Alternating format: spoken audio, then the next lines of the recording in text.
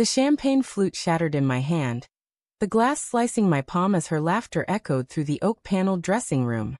I stood frozen in the hallway, the velvet box with her grandmother's sapphire ring heavy in my pocket, while her words clawed at my chest. Imagine if Derek just barged in and took me away, like in the movies. Her bridesmaids' giggles followed, sharp and conspiratorial, like the sound of a guillotine dropping. I pressed my bleeding hand against my tuxedo, the crimson stain blooming like a warning I'd ignored too long. The morning had started with sunlight spilling through the stained-glass windows of the old vineyard estate, casting kaleidoscope colors across the polished floors. I'd woken with a nervous buzz, the kind that makes your skin hum and your heart race with something between joy and dread. Emily, my fiancée, had been radiant at the rehearsal dinner the night before, her hazel eyes catching the candlelight as she toasted to our forever. I'd believed her. I'd always believed her, even when her phone buzzed late at night with messages she dismissed as work, or when she'd linger too long at the bar with Derek, her ex, at our engagement party. Old friends, she'd said, her smile tight. I'd nodded, swallowing the unease like bitter wine. Now, standing outside her dressing room, the air felt thick, suffocating, as if the walls themselves were closing in. My hand throbbed, blood dripping onto the hardwood, each drop a metronome counting down to something I couldn't name. I wanted to barge in, to demand answers, but my feet were rooted, my breath shallow. What did she mean, like in the movies? Was it a joke? A fantasy? Or something worse, something real? The sapphire ring burned in my pocket, a symbol of a promise I'd thought was unbreakable. I forced myself to move, retreating to the groom's suite, where my brother, Matt, was adjusting his tie in front of a gilded mirror. "You look like you've seen a ghost," he said, his grin fading when he saw the blood. "Jesus, Nick, what happened?" "Cut myself," I muttered, wrapping my hand in a handkerchief. I couldn't tell him. Not yet. The words were too raw, too jagged, like glass in my throat. Matt raised an eyebrow but didn't push. He never did.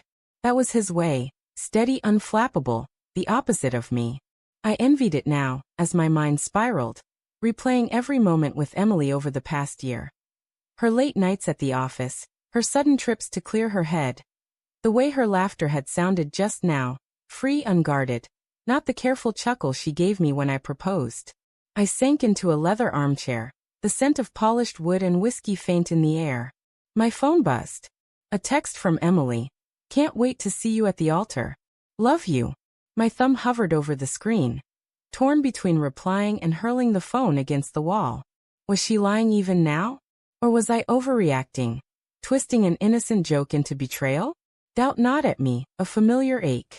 I'd always been the one to overthink, to see shadows where there were none. But those giggles, they weren't innocent. They were knowing. The ceremony was an hour away. Guests were arriving, their chatter drifting through the open window like a distant storm. I pictured Derek, with his easy smirk and broad shoulders, crashing through the doors, sweeping Emily into his arms while I stood there, helpless. The image was so vivid it felt like a memory, not a fear. I clenched my fist, pain flaring from the cut. I needed to know. I needed to see her. I slipped out of the suite, weaving through the bustling estate. The vineyard was alive with the scent of crushed grapes and blooming roses, the late summer heat pressing against my skin. I found her in the garden, alone for a moment, adjusting her veil in the reflection of a fountain. Her white dress glowed against the greenery, and for a second, she was the Emily I'd fallen for. The one who'd cried when I read her my vows in private, who'd promised me forever with a trembling voice. But then she turned and her eyes met mine, and I saw it, a flicker of something. Guilt? Fear? Or was I imagining it? "Nick," she said, her voice soft but strained, like a string about to snap. "You're not supposed to see me yet." "I needed to," I said, my voice rougher than I intended. "I heard you. With your friends. Talking about Derek." Her face froze, the color draining from her cheeks. "What?" she whispered, but it wasn't confusion in her tone. It was caution, like someone caught in a lie. "You said you wished he'd barge in and take you away." My words came out slow, deliberate, each one a stone dropped into still water. "Is that what you want, Emily?" She laughed, but it was brittle, forced. "It was a joke, Nick." "God, You know how my friends are. They're ridiculous. It didn't mean anything. Didn't it? I stepped closer, my heart pounding so loud I thought she'd hear it. Because it didn't sound like a joke. It sounded like you meant it. Her eyes darted away, toward the fountain, the roses, anywhere but me. You're being paranoid, she said, but her voice trembled, and her hands twisted the lace of her dress. I love you. I'm here, aren't I? I'm marrying you. Then why does it feel like you're already gone? The question slipped out, raw and unfiltered, and for a moment she didn't answer.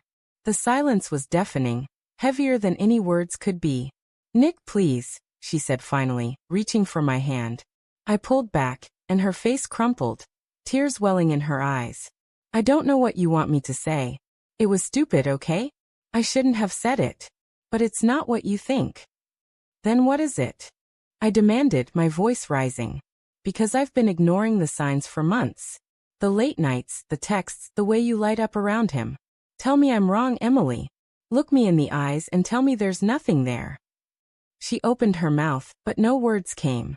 Her silence was an answer, sharper than any confession.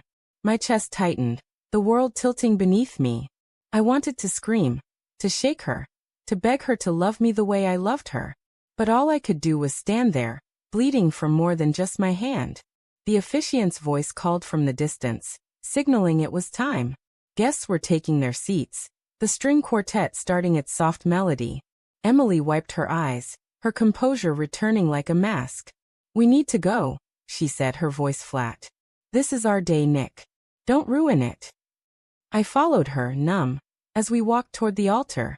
The crowd smiled, oblivious, their faces a blur of joy and expectation. I stood beside her, reciting vows that felt like ash in my mouth. Her hand was cold in mine, her smile practiced.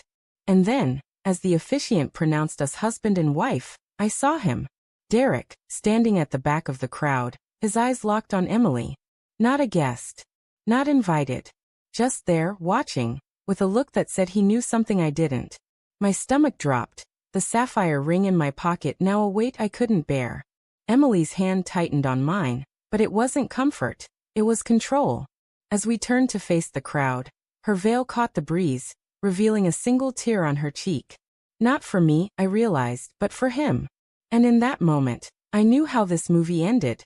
Not with a grand gesture or a romantic escape, but with a truth I couldn't unsee. She'd married me, but her heart was already running toward someone else. The reception began, all laughter and clinking glasses, but I was elsewhere, replaying her words, her silences, her lies.